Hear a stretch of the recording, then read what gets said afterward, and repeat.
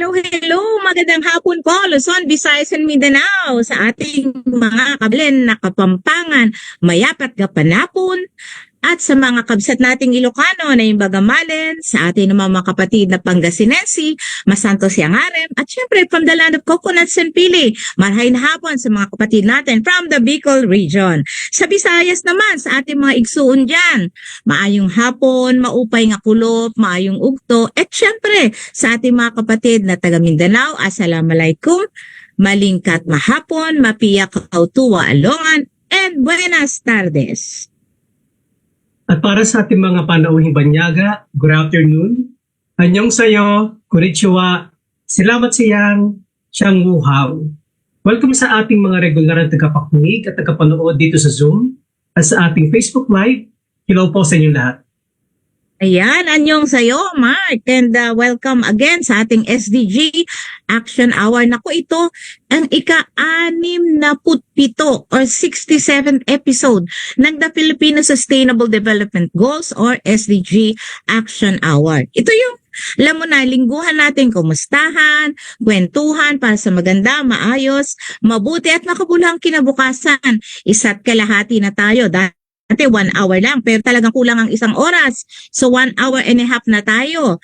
At alam mo, sa hapong ito, Mark, talaga naman, exciting, interesting na naman ang topic na ating pagka-uusapan, ano? Kasi ito talaga napapanahon din, ano? Ano ba yung mga talagang ginagawa natin locally, no? Natutuwa ako sa hapong ito kasi napaka-interesante talaga ng topic natin at ito ay may pinagamagatang empowering communities through innovative and sustainable products. Ayan. At Miss Da, ang ating pong special guest for this afternoon is the founder of Likhang Maragondon. Sa mga hindi pa nakakaalam, ang Maragondon po niya sa pag-preserve ng mayamang tradisyon ng bayan ng Maragondon at yan po ang tinatawag nilang Habing Maragondon. Ang Habing Maragondon po ay ang paghabi ng tela sa pamagitan ng kamay. Kaya ito po tinatawag na hand-knotted po. Sa wikang Ingles, anong hand natin, ano? Nililinang ng Likhang Maragondon ng mga innovative bamboo products upang buhayin at itaas ang antas ng Maragondon bamboo craftsmen. Ang goal ng Likhang Maragondon ay to empower yung mga artisans at to preserve the tradition through native crafts. At sa wikang Pilipino, ito ay ang pagbibigay ng kakayahan sa mga manggagawa na nagpapaunlad ng tradisyon sa pamamagitan ng mga katutubong kagamitan tulad ng ating mga kawayan, di ba? Ang Likhang Maragondon ay isang multi-awarded native product enterprise. Ang nagsimula bilang isang simpleng pangangailangan upang itaguyod ang mga lokal at nagpapanatiling kalakal ay mabilis na umunlad sa isang misyon upang bigyang kapangyarihan ng mga artisanong nakabase sa Maragondon sa pamamagitan ng Likhang Maragondon. Yeah, ang puso at kaluluwa ng Likhang Maragondon ay nanggaling sa sining ng paghahabi. Particular, ang habing Maragondon, ano? Yung buhol-buhol na tela na ito ay patunay sa kamalikhain at dedikasyon ng mga artisano ng Maragondon sa pamamagitan ng paghabi ng sama-sama, isang mayamang tapis ng mga kulay at pattern. Tinitiyak ng Likhang Maragondon na ang tradisyonal na habi na ito ay mananatili at uunlad sa modernong panahon natin ngayon, no? So kailangan maka-cope up, di ba? Di ba, Mark? Tama po yan, Miss Da. At dahil ang kawayan ay eco-friendly at ika nga ay versatile na halaman, ito ay highlight din ng Likhang Maragondon sa kanilang product line. Gaya na nabanggit ko kanina, Ms. Dada, the enterprise craft indigenous decor and products na nagawa ng kawayan na nagpapakita ng tradisyon ng bayan ay nililinang din ng mga Maragondon arts. Yan, naku, napakasisipag talaga pala ng mga taga Maragondon. Kasi itong commitment ng Likhang Maragondon ay sa mission nila ay talagang hindi mo ma-notice, no? The enterprise has received a number of awards and recognitions that underline its exceptional contributions. Kaya noong 2021, yung Likhang Maragondon was recognized as one of the 5 finalists doon sa BPI Foundation and Bayan Academy's Sinag Spark Business Challenge. It also received the Best Practice Award for Business Innovation at the Cavite Tourism Summit Awards in 2021 and the Best Business Pitch Award from Go Negosyo and DTI's Kapatid Mentor Me Program 2021. Ayan. Naku, ang daming awards. Meron pa ba, Mark? Ay sobra, hindi po natatapos sa sinabi niyo, Miss Da, yung mga award na natanggap ng ating speaker for today. In 2022, the Philippine Center of Entrepreneurship honored Likhang Maragondon as one of the most promising micro-enterprise under Go Negosyo Inspiring Filipina Entrepreneurs Award. Furthermore, the Department of Tourism Region 4A acknowledged its outstanding contribution to the region as a community-based tourism organization and its owner as an exceptional woman in Calabarzon tourism. The Department of Tourism Cavite also recognized Likhang Maragondon for the best practice on sustainability and tradition preservation at their Cavite Tourism Excellence Award.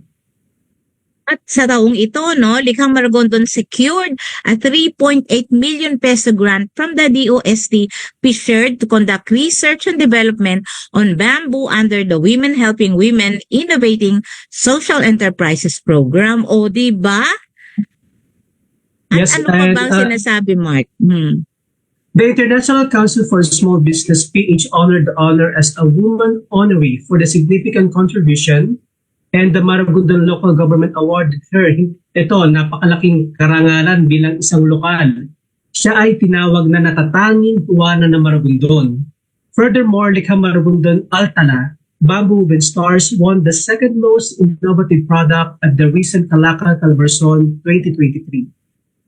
Nako, tamang-tama, kasi ngayon ay buwan ng kababaihan, tamang-tama na talagang isa sa natatanging huwana ang ating guest sa hapong ito. And recently, Likhang Maragondon once again took center stage and gained recognition on a global scale when it was prominently featured in Vogue magazine. Take note, during the Kawayan Expo organized by the DOST or the Department of Science and Technology, Philippine Textile Research Institute.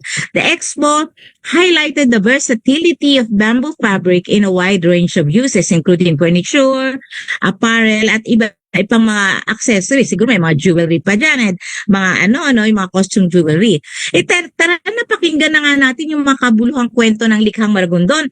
Sabi nga, heritage in your hands, crafted with purpose. Naku, ang ganda nun, Let us all welcome, pakinggan na natin ang Likhang Maragondon galing sa lahi ng Maragondon, Cavite. Please welcome our speaker for this afternoon, Miss Catherine Unas Dikit.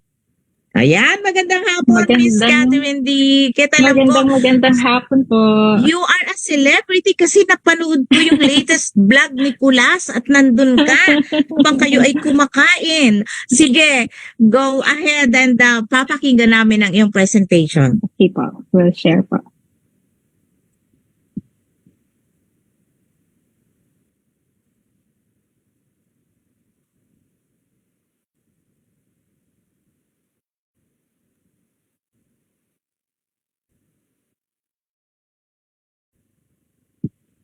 Okay po.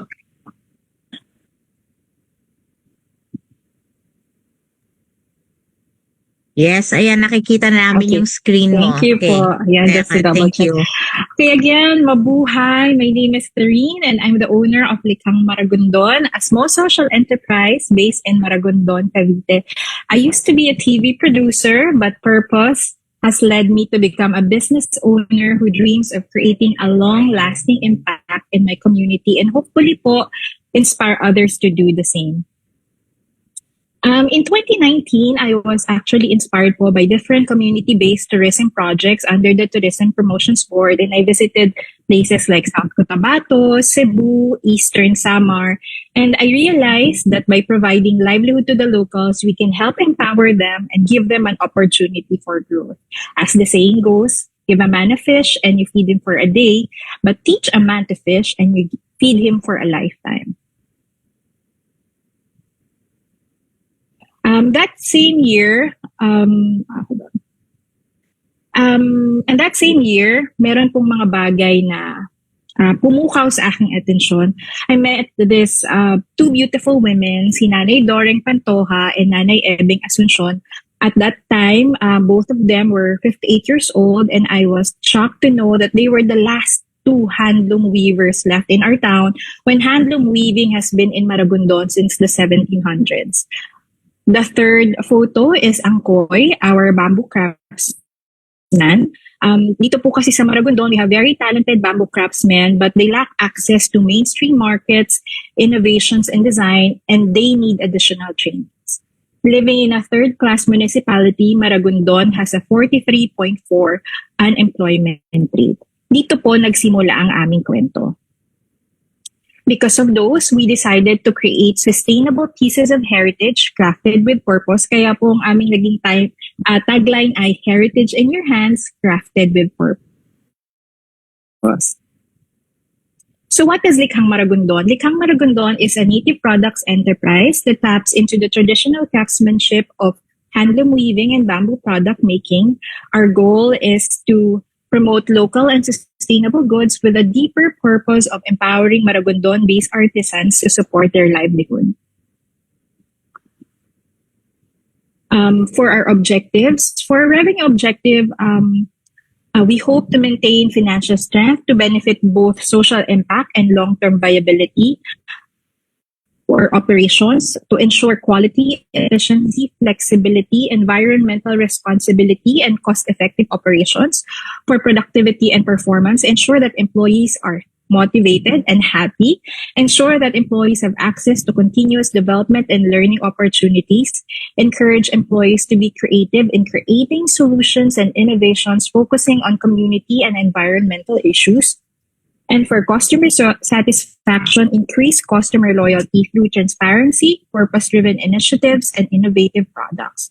Of course, for growth, institutionalize impact and scale up for optimal efficiency and growth of a cost to maximize reach.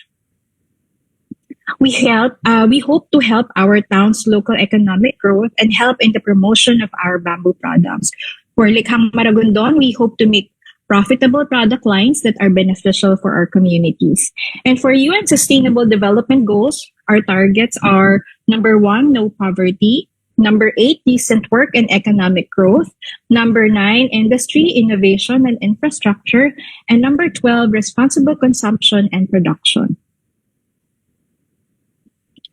Because customers now are value and purpose-driven, plus most of them are really very eco-conscious, we focus on these two products. One is Habing Maragondon, which is made up of 40% upcycled threads, and bamboo, which is a sustainable material. It is actually now called as the new green gold because it emits 3 times more oxygen, it absorbs 3 times more CO2 than other trees, it prevents soil erosion, and it can be harvested in just 3 to 5 years. Aside from that, very low maintenance po itong bamboo. So here are some of the products that we offer. We have some clothing products, we have home products, we have bags, accessories, pasalubongs, and delicacies. We also have corporate giveaways at marami pa pong iba.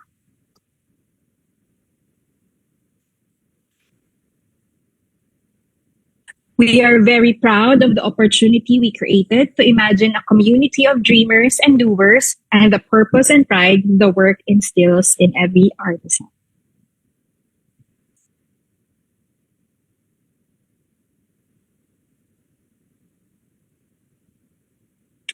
So, why are we here? We are here po to share about our journey.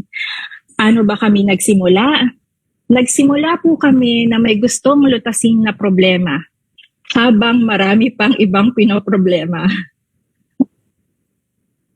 Nung pong nagsimula kami sa Likhang Maragondon, as mentioned, I used to be a TV producer, so I graduated with a degree on communication arts, major in broadcasting. Pero pagdating po sa pagdinegosyo, wala pa po ako masyadong alam. I also did not have technical knowledge on social entrepreneurship. Most of the people we work with, dahil po ang iba sa kanila ay mga working students or yung iba ay undergraduates, marami po sa kanila, they lack experience and skills. We also lack funding dahil kami po ay micro-enterprise. At marami pa pong ibang tanong na dumadating sa amin, challenges bilang isang social enterprise dahil minsan may mag-iisip, are they genuine with their intentions? Is this her way to get into politics? Most of the time, yan ang tanong, tatakbo ka ba sa politika kaya mo ginagawa lahat ng mga yan? And the other question is, nasaan ba ang Maragondon? Yan ang mga tanong na laging tinatanong sa amin. So whenever we're asked, saan ba ang Maragondon? Sometimes sasabihin namin, oh, it's where Andres Bonifacio was executed. But that's a very sad narrative to say na, naalala nyo na si Maragondon, dyan po pinatay si Bonifacio. But that's the reason why we're here. We want to change that narrative into an even better one, more positive, in a way na nagpapakita rin po namin ang muka at bawat istorya ng mga miyembro ng Likhang Maragondon. Minsan, kapag nagsisimula ka ng negosyo, napakadami mong pangarap, pero minsan may mga malalaking pagsubok na dadating na hindi rin po natin napaghahandaan tulad ng COVID-19. Although we're quite new to the industry, I'm here to proudly share that how our SE that was just 3 months old when the pandemic hit thrived instead of closing down and has reached several countries we've never ever been to, how we're able to innovate our habe, which most people in our town only think of as basahan, kumot, into one of the market's most in-demand products, and how we continue to introduce innovations in the growing bamboo industry. Like most of you, when COVID came, napuno po ako ng takot. Nagsisimula pa lang kaming mangarap, ano yung gagawin natin, paano tayo makakatulong. Pero minsan, ang laki agad ng pagsubok. So, nung nag-hit po yung pandemic, naka-full on survival mode po kami agad. Do whatever it takes to survive, especially when people are counting on us. So, we decided to brainstorm, consider our core competencies, and then develop campaigns to market our existing products while considering innovations that can be useful in the pandemic. So the first that we launched was actually our Malasakit project for 3 months, in which we sold bags and we used 50% of our revenue to purchase relief goods while we are on lockdown. Many Pinoys and even po yung mga nasa foreign countries, nagpadala po sila ng pera para po makatulong sa aming mga kasamahan dito sa Likhang Maragondon at nakakataba po talaga iyon ng puso. Our second idea was to to be more creative to lessen the emotional stress of our members while addressing their needs. We had a Best Ayuda Dish presentation competition judged by Pulas of Becoming Filipino and Erwan Yusa, and the prizes were tablets for students' online classes and mga bigas po. Marami po kasi dun sa mga anak na mga staff namin ay wala pa pong laptop or even cellphone to use for their classes, at dahil lahat po na nag-online, yun po yung isa sa mga pangunahing pangangailangan nila. Next, we also created the Wall of Heroes campaign. This is a tribute to all those who have helped us fulfill our commitment to provide a living for the people of Maragondon, Cavite, despite the difficult times. We recognize po that the items that we are selling are not basic necessities, so we decided to post their photos. Yung pong mga taong bumibili sa amin. Kasi nakita po namin kung gaano kalaking tulong yung pagbili nila sa amin sa mga panahon na kailangan i-prioritize mo yung sarili mo at yung sarili mong pamilya for survival. At dahil po dun sa ginawa nila, nare-remind po kami na merong mga taong nagmamahal sa amin at gusto nila na ma-survive din namin ang pandemic na lahat naman ay naapektuhan ng panahon yun. Our next strategy was to make products that are in demand and trending. So while we continued to consider how we can create a one-of-a-kind face mask that is also safe to use, we decided to make water-repellent jackets and ear savers. Although these po are useful, but these products did not sell in large quantities until finally we were able to create our first viral product. We were able to create po the first commercially available touch-free bamboo foot press stand made of engineered bamboo. Tapos, although this there was a high demand po, but our manufacturing partner could only make a few pieces per month. So, nung nangyari po ito, na-realize namin na, nga pala, no, when you think of a certain innovation, dapat din ready ka to manufacture. In that way, mas magiging impactful siya para sa inyong business. So, dahil hindi po enough noon yung revenue na nakukuha namin from the Bamboo Food Press Dispenser, nag-isip pa kami ng ibang way kung paano po kami makaka-adapt sa need ng pandemic. We sent po a letter to DOST Cavite asking for help on how we can test our Habing Maragondon face mask, and then they referred us po to DOST PTRI. What most people don't know is that I actually love doing research. I graduated from Cavite National Science High School, which is the regional science high school in Region 4A. And I was also a head researcher of Matanglawin, an educational TV show, and Phylon ngayon, a public service and investigative show on ABS-CBN. Marami pong research, more than 50 failed product samples, puyat, kinalaban ng mga masasamang panahon, na-reject na design until we got the right combination. As a small social enterprise, we don't have much resources, and I only had one working student helping me during that time. Pero sabi nga nila, pag gusto, may paraan. So in September 2020, we finally launched our Habing Maragondon face mask. It was the first and only local hand-woven face mask that conformed to the DOST-PTRI, DOH-PHST, and WHO recommended minimum specifications for non-medical face masks for community use. Ang mga habe na hindi dati kilala ng marami, all of a sudden ay napapanood na sa telebisyon, at ang aming mga nanay ay proud na ipagmamalaki ang kanilang mga gawa. People from Iceland, Wales, UAE, Australia, and even Switzerland, to name a few, were sending us photos with their Habing Maragondon face mask. Bagamat may pandemya, all of our members were so kilig and even got inspired to make better products. We were also able to raise funds para po sa masayang Noche Buena ng mga tagalikhang Maragondon, and we distributed this to around 70 families at nakapagbigay din po kami ng konting cash para sa kanila. Ito po ay nangyari dahil one time nakikipag-usap ako sa isa sa aming mga manghahabe.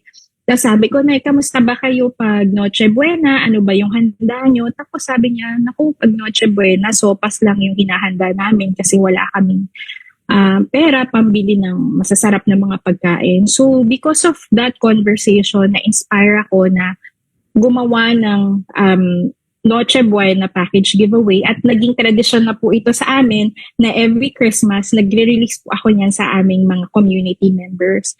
At nung first time na ginawa namin yan, mula dun sa kita ng aming Habing Maragondon face mask, napakasaya po ng buong community. Nakapagpaletsyon kami, may ham, may cake, may goodies for kids, at iba pa. After that, ayun po, nagsunod-sunod na ang lahat. We attended several trainings and mentorships to learn more about the business. God was so good, and we even won awards. As mentioned po earlier, dumaan po kami sa mentorship ng DTI KMME program at nanalo po kami ng Best Business Improvement Plan. We were also recognized by Cavite Tourism Awards for Best Practice for Business Innovations. In 2022, I was awarded as an Inspiring Filipina Entrepreneur for the Most Promising Microenterprise category, an Exceptional Women in Tourism by Region 4A DOT. We were also given a plaque of recognition for community-based tourism organization by DOT Region 4A. We were also given the best practice on sustainability and tradition preservation by DOT Cavite.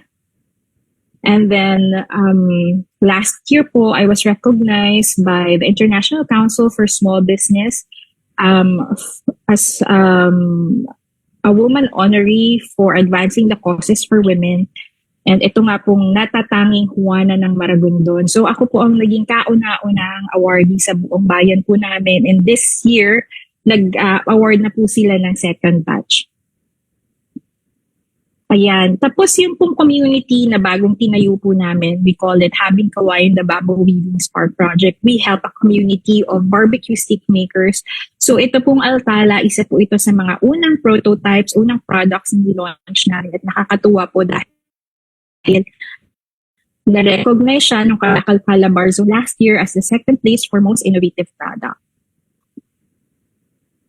And then also we were recognized by APAC Insider Southeast Asia Business Award for Most Promising and Innovative Social Enterprise 2023 and by Philippine Chamber of Commerce as Injapsia's Outstanding Young Entrepreneur for Industry. So for this one po sa Injapsia, tatlo lang po kami na binigyan ng award, 2 men and me.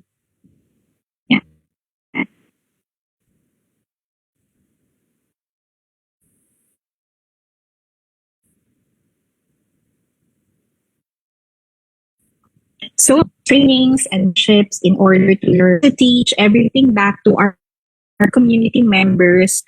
Last time, Ray Horda, we also had training on Filipino brand of excellent service by Ma'am Babes Rofile.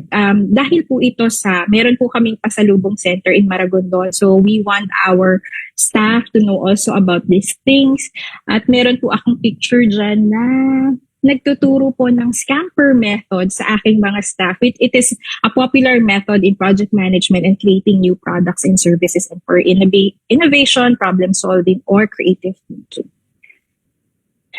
Next po, we're still creating meaningful connections. So some of the pictures here, yan po ay nung bumisita sa amin ang DOST t-shirt, na-meet po namin ang president ng Philippine Bamboo Foundation at pagdalaw po Doc Julius, the head of the UST PTRI sa aming store. Pag-attend po namin sa Go Negosyo Women Summit, na-invite po kami na mag-weaving demo sa Department of Tourism sa kanilang International Eco Travel Mart. At meron din po akong larawan dito with Congresswoman Aniela discussing about our Maragondon textile. And of course, this picture on the right with Mr. Jaime Zumbelde. Isa po sa mga bagay na ginagawa din namin ngayon, of course, is to promote our own town. And we're also trying to discover new attractions. So bakit po ba ginagawa rin namin ang mga bagay na ito? Ginagawa po namin ito because we're part of the tourism circuit. So ibig sabihin po, the more tourists na pumupunta sa aming lugar, mas marami pwedeng bumili ng mga products na ginagawa ng aming mga community members. So mas aangat po ang ekonomiya sa aming bayan ng Maragondon. Isa pa po sa mga aming advocacy ay maturuan din po ang aming mga staff members to give back.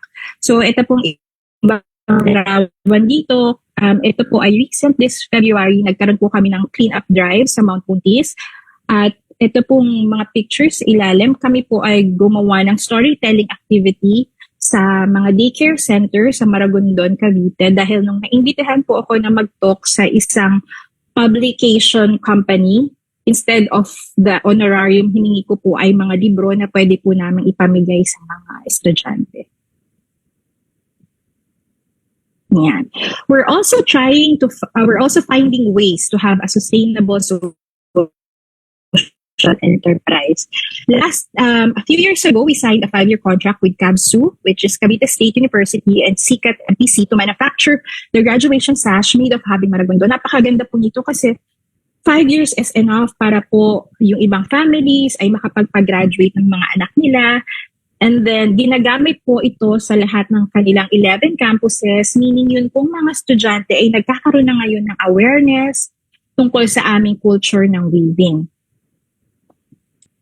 Because we are a BMBE, we also try to source more funding by joining some competitions. As mentioned po earlier, nung October 2021, we won BPIC Nag-Spark Business Challenge where 124 social enterprises in the whole Philippines applied. At dahil po doon ay nakapagpatayo po kami ng aming sariling bamboo weaving facility. Different agencies like DENR, ERDB, UDRDEC, DOST Cavite, and DOST FPRDI, and DTI Cavite also sponsored the necessary training so we can help the barbecue stick makers in Maragondon, Cavite. And just last November 2022, we were awarded a 3.8 million R&D grant by DOST Pictures program called Women Helping Women Innovating Social Enterprises. The idea po started with a problem that we encountered in our bamboo manufacturing. Some people said, baka masyadong malaki yung idea for you to solve IHA, pero iniisip namin, if we don't do anything, then it will remain a problem in the industry. So we're grateful po because the OST FPRDI actually agreed to become our collaborating agency in creating these innovations. For this project, our monitoring agencies po are the OST Cavite and the OST Calabarzon. Once po na matapos namin to, it will be a first again in the Philippines. So aside from that, of course, as a social enterprise, napaka-importante po sa amin ng aming impact report. So nagsimula po kami having 2 weavers in 2019.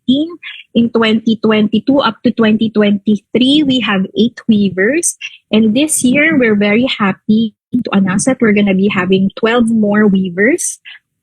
So sa pagdating naman po sa weaves namin from 653 yards in 2019, by 2023, we were selling around 14,000 yards na po. We've attended 80 plus events.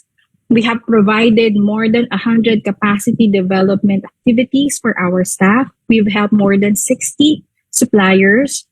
Nadala po namin ang aming mga staff sa more than 25 benchmarking activities.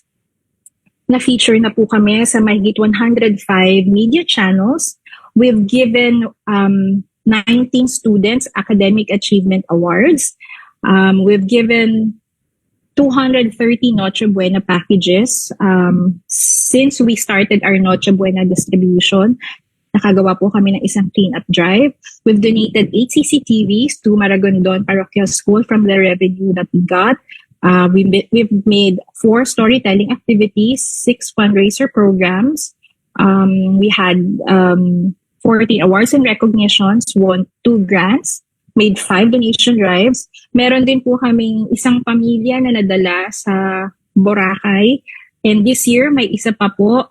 Kasi alam niyo po, sa Likhang Maragondon, kapag tinatanong ko yung mga staff po, ano ba yung mga bagay na hindi niyo pa na-experience in terms of like nakapasok na ba kayo sa mga hotel, nakasakay na ba kayo sa aeroplano. So most of them, ang sinasabi nila, hindi pa nila yun nagagawa kasi nga wala silang pamasahe, hindi enough yung kinikita ng buong pamilya nila. Yung pinakamataas na evaluation every year, siya yung nagkakaroon ng free trip to Boracay. All expenses paid, we provide the hotel, the food, allowance, and the airfare. Tapos, for 2 people po yan. So, pwedeng either isama yung asawa, or anak, or parents nila.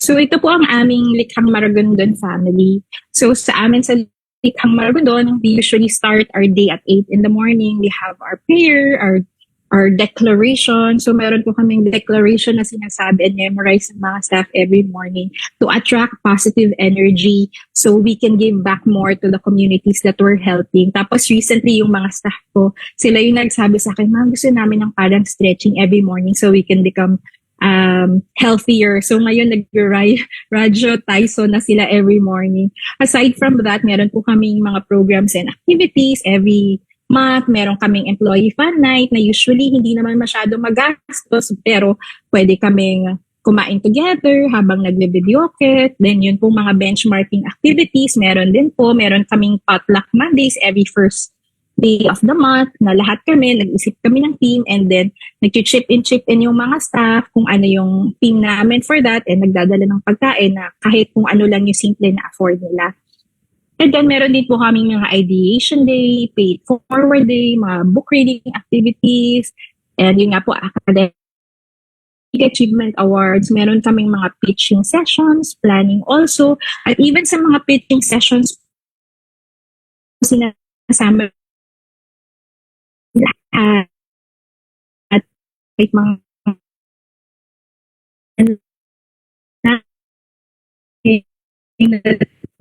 natututo silang wala sa binilagay at yung mga ideas nila are essential to us. They are important. So, unti-unti nagkakaroon sila ng confidence na mag-present, na gumawa ng mga presentations nila. Tapos meron din po kaming paid birthday leave na nakita po namin na usually, especially sa mga nanay, gustong-gusto talaga nila na nagse-celebrate ng birthday kasama yung mga pamilya nila. So since kami, ang goal namin, sana mas maging happy and motivated yung mga staff. So binibigay namin na kung gusto nila mag-spend time with their families on their birthday, yun po yung ginagawa namin. Tapos meron din kaming celebration ng lahat ng birthday celebrators for the month. What we do is, sineselebrate po namin sila together. Bawat isang tao na may birthday, binibigyan namin ng cake, pinagahanda namin, kahit simple lang. Because na-realize po namin na dahil yung mga workers po namin, dahil nga sa hirap ng buhay, nagtitipid. So minsan kahit gusto mong i-celebrate yung sarili mong birthday, gusto mong bilhan yung sarili mo ng cake, pero iniisip mo, hindi, ipipirin ko tong 500 na to kasi pang-allowance to ng anak ko. Pero paminsan-minsan naririnig ko sila na nami-miss din nila na may nagse-celebrate ng birthday nila, na nagkakaroon sila ng cake nila. Kaya ito pong mga bagay na to, although these are very small, pero yung impact nila sa well-being ng mga staff, napakalaking bagay.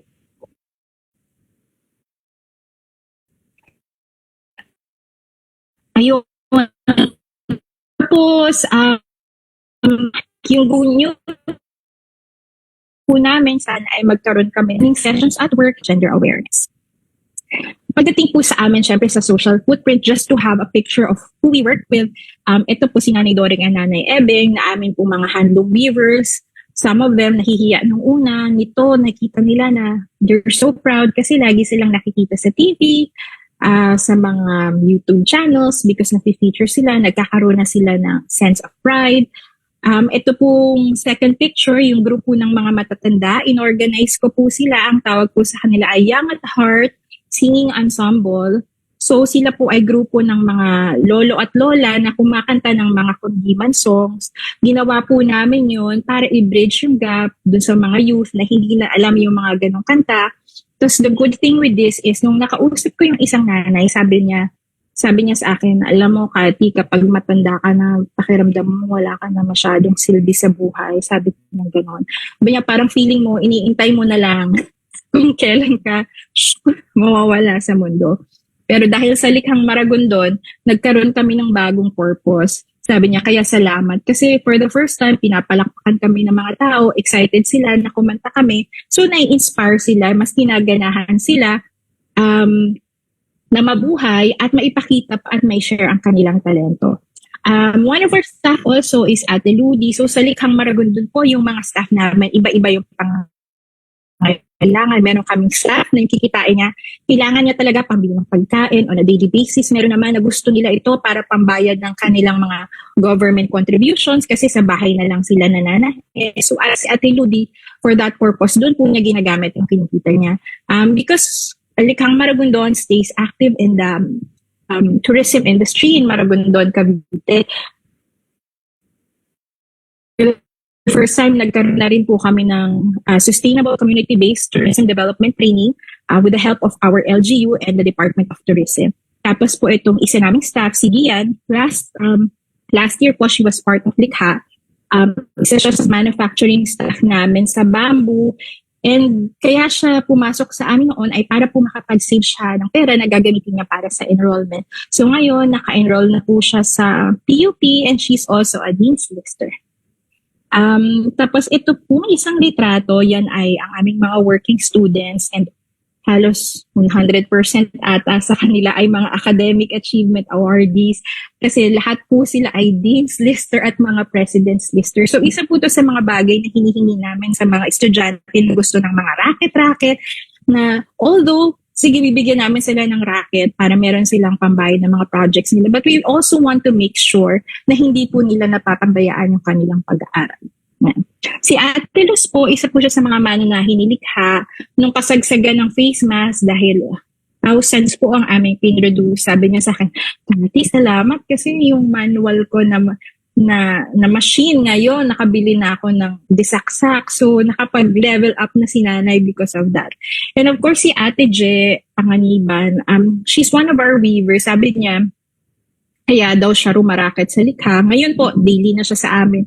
Is because gusto niya na yung kinikita niyang pera, yun ang mapupunta mismo sa daily needs ng mga anak niya pagdating sa eskwelahan. So, nung nakita namin yung anak niya na isa nag-graduate last year, natuwa kami kasi alam namin kahit konti, nakatulong kami para mangyari.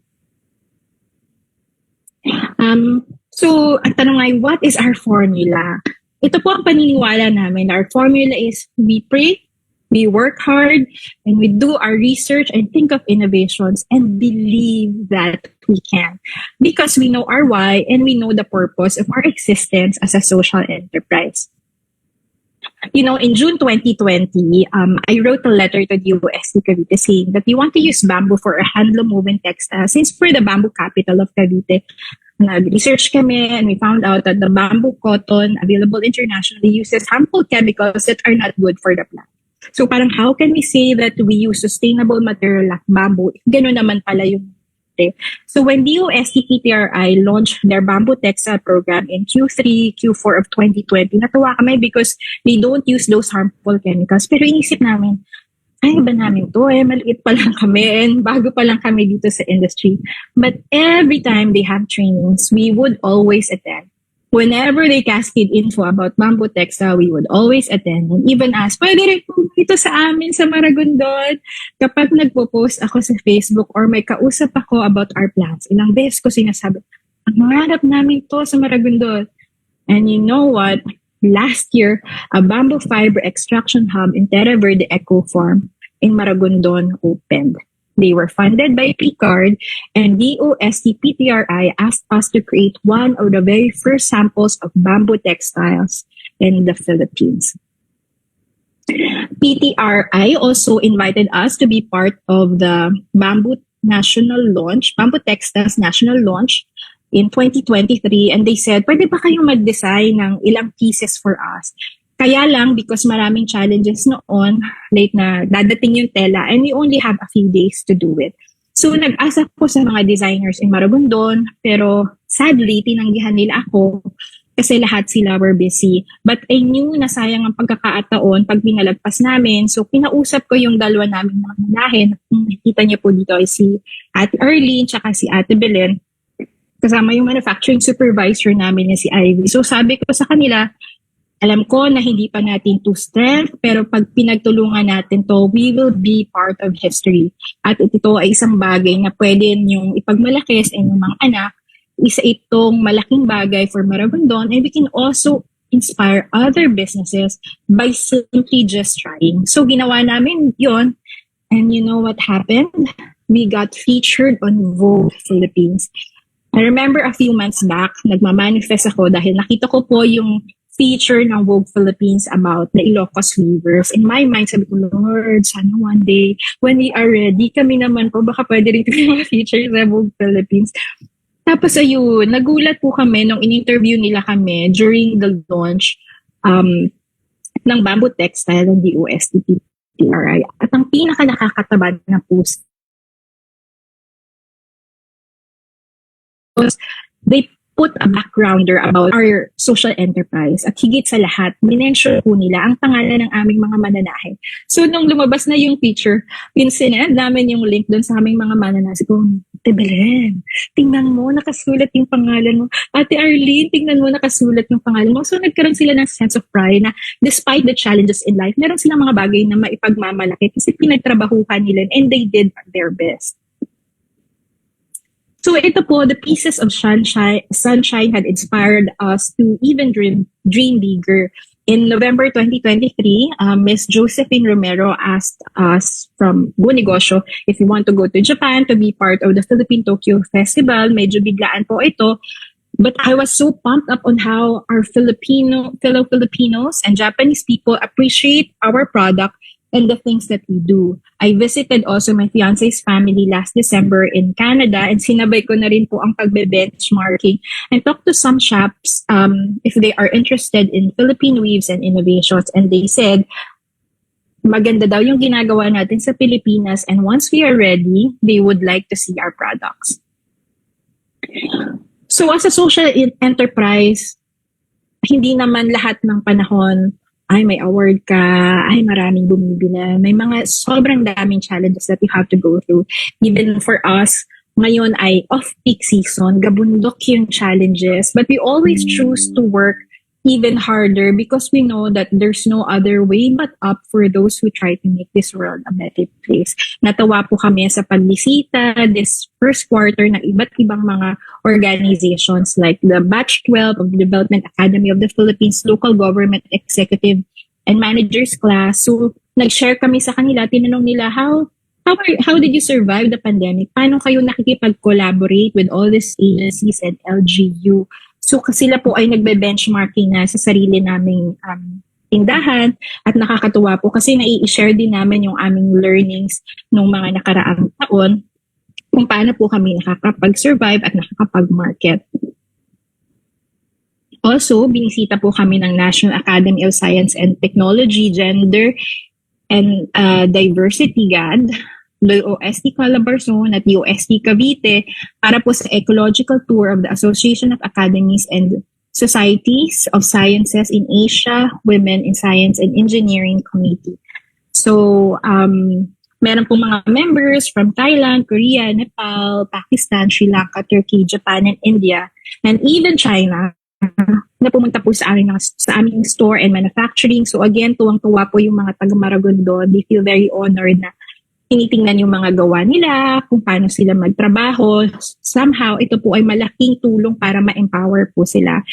And just a few weeks ago, we also attended Go Negocios Women Summit. Kasama po dyan ang ginagawa namin during the Go Negosyo Women Summit. Nakikinig ng mga stories yung aming mga staff, kung paano nagtagumpay ang mga entrepreneurs at iba pang mga speakers doon. After that, we do benchmarking para makita po ng mga staff namin ano ba yung mga ginagawang products ng iba't ibang mga businesses. And then of course, we end the day by sharing the things that we learned. Ano ba yung mga takeaways nila? Sinashare nila yung experience nila na, ay ma'am, ganito pala dapat. Ay, ano po pala, okay lang po pala na dumadaan tayo sa mga ganitong problema. Kasi kahit yung mga ibang businesses pala, bago sila naging successful, dumaan din sila sa ganon. And just 2 days ago, nasa Penro Cavite din po kami. We were having a meeting about bamboo plantation, kung paano po kami makakapagtulungan para po magkaroon ng bamboo plantation sa Maragondon, Cavite. So, I thought long and hard what would be my ending slides. Ang hirap naman. And then I was reminded of Future Earth Philippines. Let's focus on the word future. Our actions today shape the future, and it is in our hands. So as I end my talk, I'd like to thank all of you for this opportunity to share our beautiful journey. I call it beautiful because despite the many hurdles we encountered, being given the opportunity to empower people means giving them the opportunity to grow and take control of their future. Again, maraming salamat po. I'm Perin Vicky from Likhang Maragondon. Ayan, palakpakan talaga natin. Ang galing-galing ng talaga ng initiative ng ating speaker for this afternoon. Talagang Neon Heritage in your hands. Crafted with a purpose. Yan, ang ganda-ganda, Yan, naku, talaga namang hitik na hitik talaga yung ating usapan, Ang dami nating natutunan and ang dami nating natutunan sa isang batang entrepreneur. Ayan, nako. So, we are hoping na sana talagang maging mas sustainable pa ang iyong venture na ito, mas dumami sana yung mga tao mo na magkakaroon ng interest para maisulong at lumago ang iyong entrepreneur ang iyong negosyo na yan. At sana naman balikan mo kami dito pag meron kang mas magandang balita, kung ano nang nangyari sa Likhang Maragondon. Baka mamaya kung kanina nabanggit mo, may mga international patronage na kayo baka mamaya darating ang panahon makakapag-export na kayo ng ating mga mga likha ng Maragondon. Ayan. So congratulations talaga namang, at hindi lang yon. Best wishes in advance sa iyong wedding. Ayan. Maraming salamat. Yes, best wishes. So, and kumusta mo kami kay Kulas, ha? Dapat nandito siya at pinanood ka niya. But anyway, we are hoping na sana next time pagbalik mo, talagang mas maganda ang balita mo sa amin in relation to Likhang Maragondon. So, in behalf of the Future Earth, the National Academy of Science and Technology, the UNIDSEA and Ateneo, the NRCP, the National Research Council of the Philippines, the DOST, maraming salamat sa iyo and hope na i-grace mo uli ang aming SDG Action Hour sa mga darating pang panahon. And we would also like to thank our mga listeners at tagapanood every Friday at sa hapong ito. Kung gusto nyo pong makareceive ng inyong certificate, pakicomplete lang po yung electronic evaluation form and makakatanggap din po kayo ng inyong e-certificate. So maraming salamat po. Thank you again and see you again next Friday for another Hitik na Hitik SDG Action Hour. Bye-bye! Thank you, Miss Catherine!